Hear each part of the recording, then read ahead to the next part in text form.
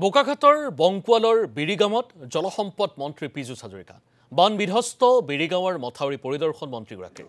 গৌৰৱ গগৈ সন্দৰ্ভতো মন্তব্য পীযুষ হাজৰিকাৰ পাকিস্তান জয়ী হলে আনন্দ পোৱা মানুহ গৌৰৱ গগৈ শংকৰজ্যোতি বৰুৱাক হেণ্ডকাফ লগোৱাটো ভাল পোৱা নাই মন্ত্ৰী পীযুষ হাজৰিকাই এনেকুৱা মই কেতিয়াও দেখা নাই আমাৰ ভাৰতবৰ্ষৰ কোনো ব্যক্তিয়ে পাকিস্তানক হৰুৱালে আনন্দ কৰিব নালাগে ফুৰ্তি কৰিব নালাগে বুলি কোৱা মই কতো দেখা নাছিলোঁ একমাত্ৰ হয়তো গৌৰৱ গগৈ এনেকুৱা এগৰাকী ব্যক্তি যিগৰাকী ব্যক্তিয়ে কয় যে ভাৰতৰ লগত পাকিস্তান হাৰিলে তাত আমি ফুৰ্তি কৰিব নালাগে তাত আমি আনন্দ কৰিব নালাগে তেখেতে একটা অবাস্তৱ যুক্তি দিছে যে প্ৰধানমন্ত্ৰী নৰেন্দ্ৰ মোদীয়েতো পাকিস্তানৰ বানপানীৰ শোকবাৰ্তা পঠাইছিলে বা পাকিস্তানত কৰবাত এখন প্লেন ক্ৰেছ হৈছিলে তাৰ শোকবাৰ্তা পঠাইছিলে হেতুটো নিদিয়াৰ কোনো আপত্তি নাই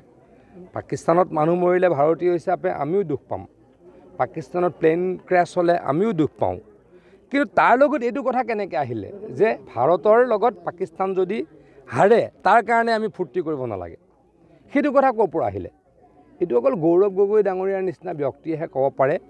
যোন পাকিস্তানৰ সিম্পেথাইজাৰ সেইটোৱে আমাৰ কাৰণে অত্যন্ত ডাঙৰ দুখৰ কথা যে ভাৰতৰ এগৰাকী সাংসদ পাকিস্তানৰ দুখত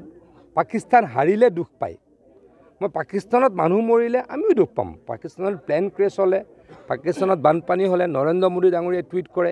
হিমন্ত বিশ্ব শৰ্মা ডাঙৰীয়াই টুইট কৰে তাৰ লগত পাকিস্তান হাৰিলে আমি ফুৰ্তি কৰিব নালাগে সেই টুইটটোৰ সামঞ্জস্যত সেই প্ৰশ্নটো মই গৌৰৱ গগৈ ডাঙৰীয়াক